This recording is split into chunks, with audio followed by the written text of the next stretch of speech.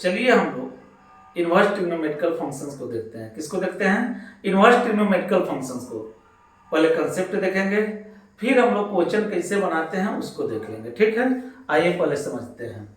देखिए कुछ खास नहीं समझना है, थोड़ा सा आप ध्यान देंगे सारा चीज समझ लेंगे। कहीं अगर sine theta equals to x लिखा हो तो हम लोग यहां से theta equals to sine inverse x लिखते हैं। थीटा इक्वल्स टू कितना लिखते हैं? साइन इनवर्स एक्स, और इसी को साइन एक्स का इनवर्स कहा जाता है। इसको किसका इनवर्स कहा जाता है? साइन एक्स का साइन इनवर्स एक्स इनवर्स कहलाता है। याद रह जाएगा? रह जाएगा। अब देखिए इसी प्रकार अगर cos theta equals to x हो तो यहां से theta equals to cos inverse x लिखेंगे। ठीक है, यदि tan theta equals to x हो तो यहां से थीटा इक्वल्स टू हम लोग क्या लिखेंगे? tan इनवर्स एक्स लिखेंगे। अब थोड़ा सा और समझिएगा, हम बोले हैं कि sin theta equals to X तो theta equals to sin inverse x लिखेंगे। बात समझ रहे हैं? देखिएगा, और इसको sin एक्स का इनवर्स कहा जाता है, ये बात बोले हुए हैं। अब देखिए इसमें आप देख रहे हैं कि थीटा साइन का एंगल है। थीटा क्या है? साइन का एंगल है, कोण है। समझ रहे हैं? और यहां हम थीटा निकाले हुए हैं, थीटा का वैल्यू है साइन इनवर्स एक्स। थीटा कोण तो ये भी कोण, थीटा एंगल तो ये भी एंगल। बात समझ रहे हैं? यानी इनवर्स में कुछ भी आपको दिखे, sign inverse x, cos inverse x, tan inverse x, कुछ भी दिखे आप उसको एंगल कहेंगे। क्या कहेंगे? एंगल कहेंगे। बात समझ रहे हैं? समझ रहे हैं। अब आगे बढ़ते हैं। देखिएगा सुनिए, sine theta equals to X तो theta equals to sine inverse X. हमको ऐसे ही टर्म्स को यूज कर करके कंसेप्ट को सीखना है, क्योंकि हमको पढ़ना क्या है? इनवर्स ट्रिग्नोमेट्रिकल फंक्शंस, यानी ट्रिग्नोमेट्रिकल फंक्शंस के इनवर्स को पढ़ना है।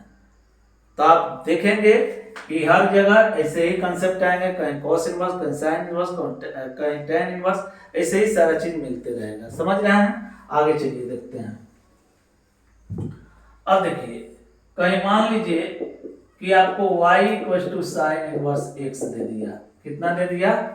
y equals to sine inverse x। जो वहां थीटा दिख रहा था वही यहाँ y है। y भी क्या है? साइन का एंगल है, और ये कितना है? Sign inverse x। किसका वैल्यू है? y का, मतलब ये भी साइन का एंगल है। किसका एंगल है? साइन का एंगल। अब देखिए अगर ऐसे दे करके कोई कह दे कि इस फंक्शन का डोमेन और रेंज बता दीजिए। क्या क्या बता दीजिए? डोमेन और रेंज। देखिएगा हम अभी साइन का इनवर्स लिखे हैं, इसी प्रकार जितने भी ट्रिग्नोमेट्रिकल फंक्शंस है सबका हम लोग लिख ले रहे हैं। ठीक है, यहाँ y इक्वल्स टू कर दे रहे हैं cos inverse x, y equals to कर दे रहे हैं tan inverse x, y equal to cot inverse x, y equals to यहाँ cosec इनवर्स x कर दे रहे हैं, और y इक्वल्स टू यहाँ sec इनवर्स x कर दे रहे हैं। कहते हैं देखते रहिए। देखिए अब देखिएगा हम ये भी जानते हैं कि x वैल्यू क्या होता है? डोमेन होता है। x वैल्यू क्या होता है? डोमेन होता है। याद रखिएगा साइन इनवर्स x का डोमेन, साइन इनवर्स x का डोमेन -1 से बड़ा और बराबर, 1 से छोटा और बराबर, यानी ग्रेटर देन इक्वल टू -1 और लेस देन इक्वल टू 1। याद रह जाएगा। फिर cos का भी यही, cos इनवर्स का और sin इनवर्स का डोमेन सेम होता है। cos इनवर्स और sin इनवर्स का डोमेन सेम होता है। ठीक है, फिर tan इनवर्स का होता है पूरा रियल नंबर, और cot इनवर्स का भी होता है पूरा रियल नंबर। इन दोनों का डोमेन सेम होता है। ठीक है, फिर देखिए इन दोनों का भी डोमेन सेम होता है। इसका होगा कितना? x less than equal to -1 और x greater than equal to 1, यानी -1 से 1 के बीच के वैल्यू को छोड़ दिया जाए तो बाकी कोई भी वैल्यू हो सकता है। कहां से? रियल नंबर से।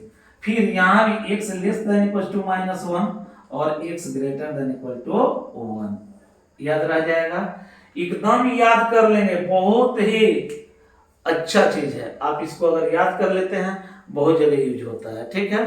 कंसेप्ट आपका तगड़ा बनेगा, ठीक है। देखिएगा, रेंज की बात पूछी जाए तो रेंज का मतलब वाई वैल्यू, वाई का वैल्यू यहाँ क्या है, साइन इनवर्स एक्स। वाई का वैल्यू कितना है, sign inverse x, means sign inverse x value अब कितना होगा, वाई वैल्यू कितना होगा, जितना वाई वैल्यू होगा वही क्या होगा, रेंज होगा।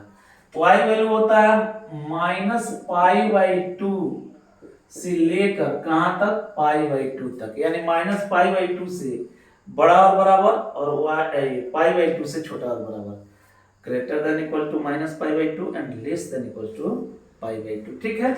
फिर अगर कोई पूछ दे कि cos इनवर्स x का रेंज कितना होता है, तो आप कहेंगे कितना, 0 से बड़ा और बराबर, पाई से छोटा और बराबर, यानी ग्रेटर देन इक्वल टू 0 और लेस देन इक्वल टू पाई, ठीक है। फिर इसका कोई पूछते तो y ग्रेटर देन -π/2 और लेस देन π/2, इसमें इक्वालिटी नहीं होता, ठीक है। अब फिर कॉट इनवर्स का कोई पूछते y greater than 0 and less than pi, y greater than 0 and less than pi. फिर देखिएगा, साइन का कोई पूछते, साइन का नहीं, कोसेक इनवर्स x का कोई पूछते तो कोसेक इनवर्स x का क्या, आप क्या कहेंगे, y greater than equal to -π/2 less than equal to π/2 और -0, 0 को छोड़ करके, -π/2 से π/2 होगा लेकिन 0 को छोड़ करके, ठीक है। उसी प्रकार सेक इनवर्स x का, तो यहाँ क्या होगा, 0 से बड़ा और बराबर, पाई से छोटा और बराबर, और π/2 को छोड़ करके, याद रखिएगा।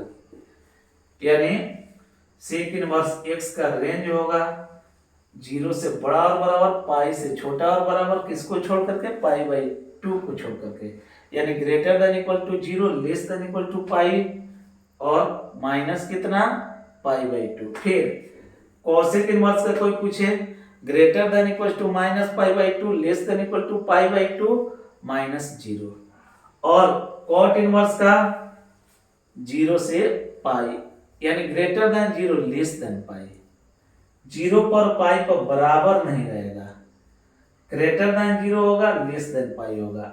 और टेन इनवर्स में ग्रेटर देन -π/2 लेस देन π/2, और cos inverse greater than equal to 0 less than equal to pi, sine inverse greater than equal to -π/2 less than equal to π/2। बात याद रह जाएगा, याद रह जाएगा, इतना बात पहले आपको याद रखना पड़ेगा, ठीक है। फिर नेक्स्ट वीडियो में आपको बताएंगे कि इस पर और सारा कंसेप्ट क्या है। पहले पूरा कंसेप्ट हम लोग सीखेंगे, उसके बाद हम लोग क्वेश्चन में हाथ लगाएंगे, ठीक है। क्वेश्चंस बहुत इजीली बन जाएंगे आपसे, ठीक, आपको किसी प्रकार से कोई दिक्कत नहीं होगा, आप निश्चित क्वेश्चंस को देखेंगे, ठीक है। फिर मिलते हैं नेक्स्ट वीडियो में, तब तक के लिए दैट्स ऑल, थैंक यू।